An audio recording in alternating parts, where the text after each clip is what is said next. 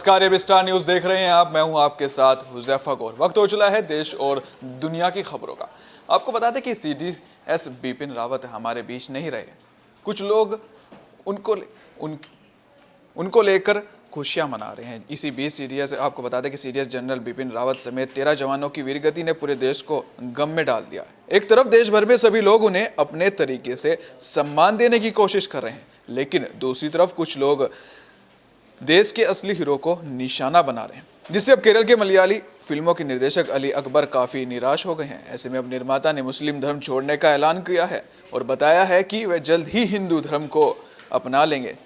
अली अकबर ने कहा कि chief of defence staff Bipin Rawat की मौत की खबर के बाद सोशल मीडिया पर कुछ इस्लामी संगठनों के द्वारा जश्न मनाया जा रहा है। वे इसके विरोध में धर्म छोड़ने का फैसला कर रहे हैं। डायरेक्टर ने फैसला सीडीएस बिपिन रावत की मौत को लेकर सोशल मीडिया पर चल रही नकारात्मक खबरों से दुखी होकर लिया है। बीते दिनों अली अकबर ने बिपिन रावत की वीरगति का लाइव वीडियो बनाया था, जिस पर कुछ कट्टरपंथी लोगों ने हंसने वाला इमोजी लगाया था। इस दौरान इन लोगों ने सीडीएस रावत का मजाक उड़ाने की कोशिश की थी। लोगों के इसी रवैये से अली अकबर की भावनाएं आहत हुई हैं। उन्होंने फेसबुक लाइव में आकर इस बारे में बात की। बिपिन रावत को श्रद्धांजलि देते हुए अली अकबर ने कहा, इस बात को कभी स्वीकार नहीं किया जा सकता है और इसलिए मैं अपना धर्म छोड़ रहा हूं। मेरे और मेरे परिवार का कोई अब धर्म नहीं है।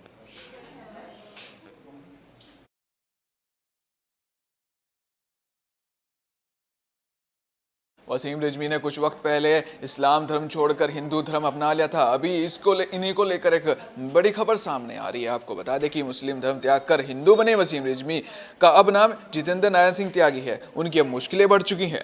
वे अब कई पदों से हटाए जाएंगे। अब शिया सेंट्रल वक्फ बोर्ड के सदस्य भी हैं। नियम के मुताबिक एक मुस्लिम ही बोर्ड का सदस्य रह सकता है। शिया सेंट्रल वक्फ बोर्ड के सदस्य सैयद फैजी ने उनकी बोर्ड की सदस्यता रद्द करने की मांग की है।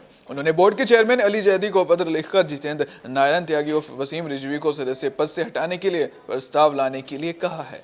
अली जैदी ने पत्र में लिखा, शिया सेंट्रल वक्फ बोर्ड शिया समाज के लिए एक महत्वपूर्ण संस्था है। ऐसे में हम सबकी जिम्मेदारी है कि इसको सुचारू रूप से चलाया जाए। उन्होंने कहा कि बोर्ड में सदस्य के रूप में वसीम रिजवी चुने गए थे, किंतु उन्होंने मुस्लिम धर्म त्याग दिया है, इसलिए उनका पद पर बने रहना कोई अधिकार नहीं है। बोर्ड की आगामी बैठक में सर्वसम्मति से प्रस्ताव लाकर उन्हें पद से हटाया जाना चाहिए। अली जैदी ने पत्र में आगे लिखा कि जितेंद्र नारायण सिंह त्यागी कई जगह की वक्फ संपत्तियों में मुतवल्ली भी थे। ऐसे में बोर्ड को उन्हें मुतवल्ली पद से भी बर्खास्त किया जाएगा। उनके स्थान पर समाज के किसी ऐसे व्यक्ति को मुतवल्ली बनाया जाए जो वक्फ हित में कार्य कर सके।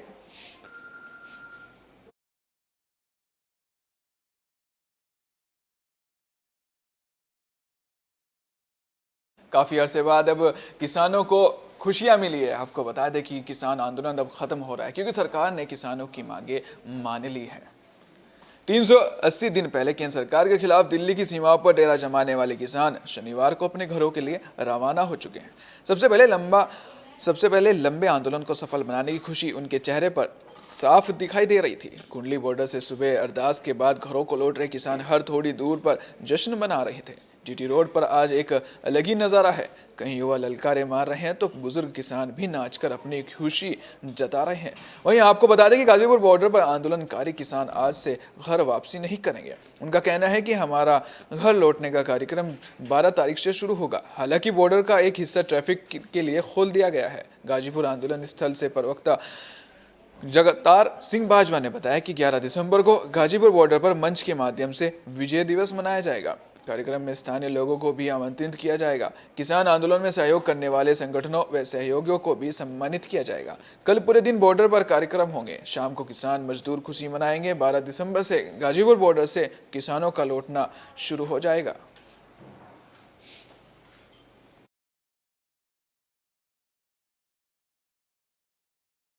बिहार में एक घर में अवैध कारोबार चल रहा था सिलेंडर का, जिसमें सिलेंडर फटने से काफ़ी नुकसान हुआ है। साथ ही आपको बता दें, बिहार के भागलपुर में एक के बाद एक करीब 20 सिलेंडर ब्लास्ट होने से पूरे इलाके में दहशत का माहौल छा गया। ये मामला भागलपुर के नवगछिया का है, जहां पर एक व्यक्ति के घर में अवैध रूप से गैस सिलेंडर रखा हुआ था, जो ब्लास्ट हो गया। सिलेंडर फटने के बाद नवगछिया बाजार में अफरा तफरी का माहौल हो गया। चारों ओर दहशत फैल गई। घटना की सूचना मिलते ही पुलिस पहुंची और अग्निशमन विभाग की टीम को बुलाकर आग पर मुश्किल से काबू पाया।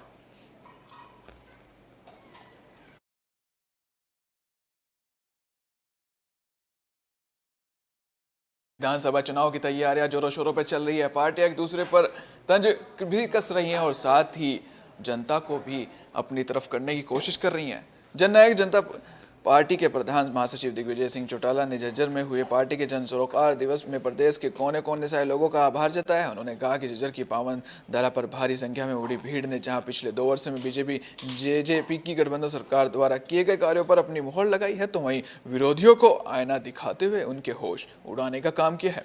दिग्विजय चौटाला ने कहा कि कोरोना महामारी के कारण लंबे समय के बाद जेजेपी ने बड़े कार्यक्रम का आयोजन किया, जिसमें प्रदेश भर से लोगों ने बढ़ चढ़कर भाग लिया और जेजेपी की नीतियों के प्रति अपनी बड़ी भागीदारी सुनिश्चित की। उन्होंने कहा कि जो विरोधी दल के नेता जेजेपी को कार्यक्रम आयोजन को लेकर चेतावनी देते हैं, उनके झज्जर की रैली में उड़ी भीड़ के बाद होश फाख्ता हो गए। दिग्विजय ने कहा कि जेजेपी जननायक चौधरी देवीलाल के सपनों को साकार करते हुए प्रदेश की प्रगति के लिए निरंतर जनहित में कार्य कर रही है। उन्होंने कहा कि जो चुनावी वादे जेजेपी ने जनता से किए हैं, उन वादों को निरंतर चौधरी देवीलाल की तरह कानूनी रूप देकर आमजन को लाभान्वित किया जा रहा है।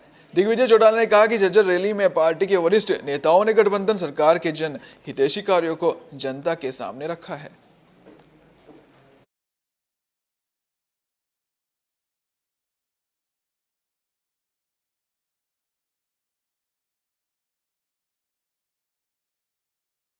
देश में ओमिक्रॉन के केसेस बढ़ते जा रहे हैं। साथ ही आपको बता दें कि मुंबई में 7 केस मिलने से अब धारा 144 लागू हो चुकी है।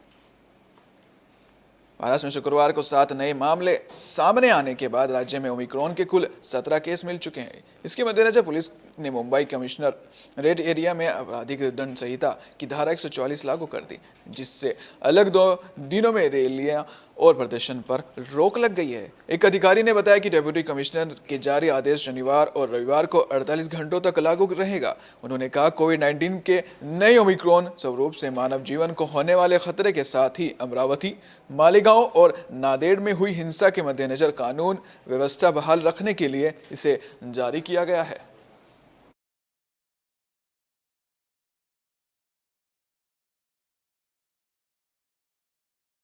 देश और दुनिया की खबरों में फिलहाल इतना ही। देखते रहिए स्टार न्यूज़, क्योंकि यहाँ पर खबरों का सिलसिला कभी नहीं थमता। नमस्कार।